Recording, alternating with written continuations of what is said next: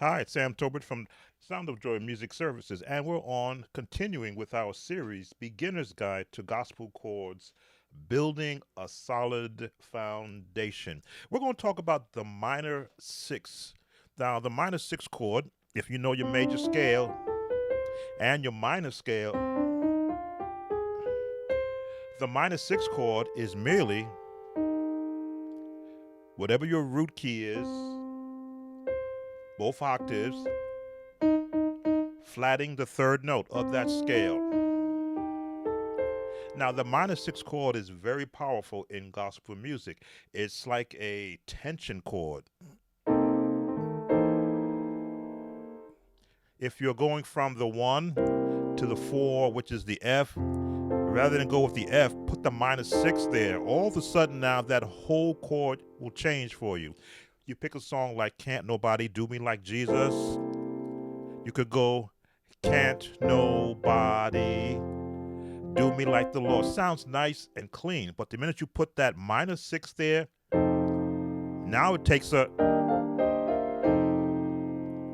You're still in the four chord or the F chord family because of these three notes. Why?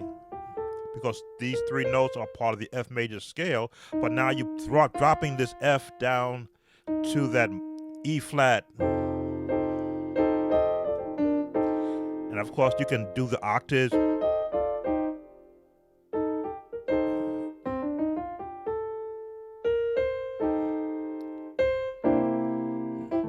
And you put that, we turn that tritone chord, I believe is what we call it there.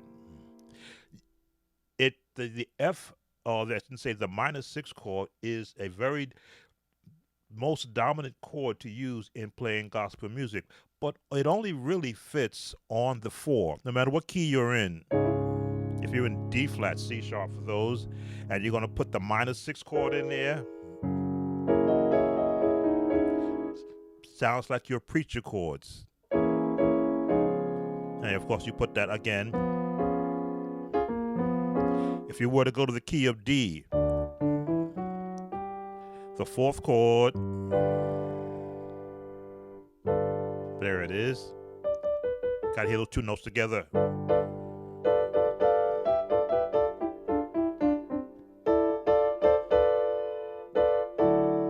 If you were to go up to E flat, the fourth chord is the A flat. Here's that.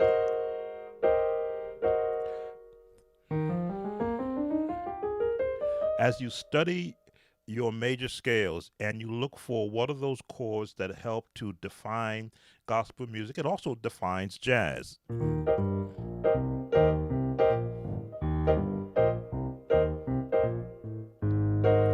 There's that minor chord right there. So, as I say, gospel borrows a lot of its flavoring from other genres.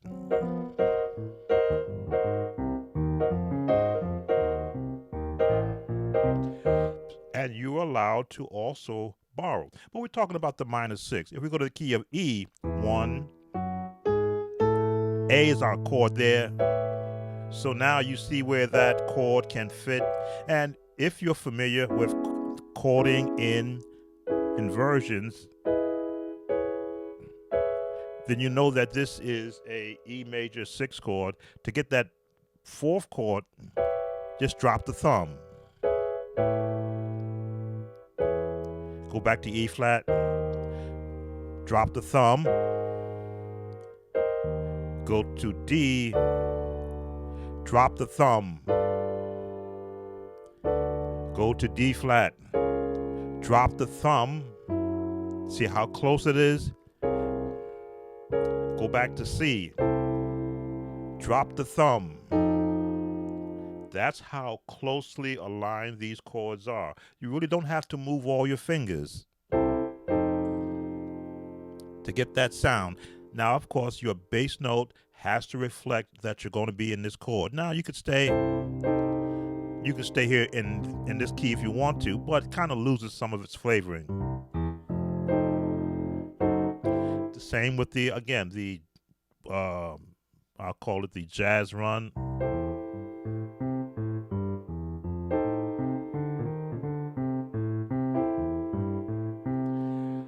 very, very powerful chord, the minor 6. Where we stopped at E, if we go to F, what do we say? Drop the thumb when you have the octave F as your top note. Now, if you want to do this, you could do that also. You could do this.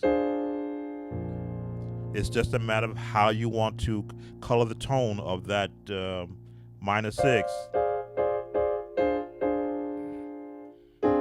There we go.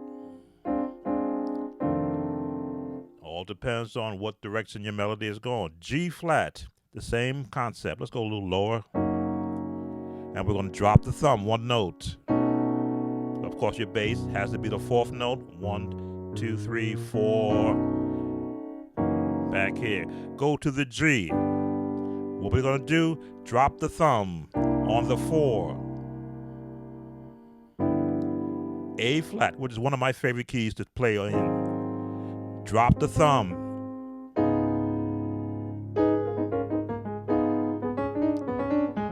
We're going to cover this too. And bring the thumb back up. Go to A major. Drop the thumb on the 4th, which makes playing in A major a lot of fun. You'd be surprised some of the things you can do in A major if you understand C.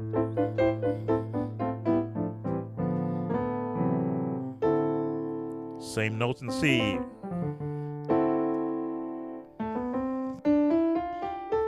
This scale uses all the same notes of major C. So you can borrow some of those chords. And back to the, bring the thumb back up. B flat. Drop the thumb on the 4th.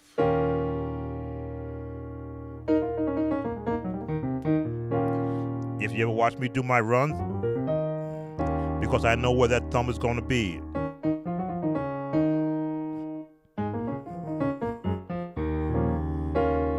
And bring it back up. B major, every musician's hated key. But what are you going to do? On the 4, drop the thumb. That's all you're going to do is drop the thumb. Bring the thumb back up. And now you're back at C. So that's our first series of lessons on that gospel sound for the beginners, how to get that quick turn in your gospel songs when you're going from the 1 to the 4. You're just going to drop the thumb on the 4 chord, on the 4 note, and back up. All right. Of course, if you like these quick lessons, that this series that we're putting together for our beginner musicians, consider subscribing to this channel.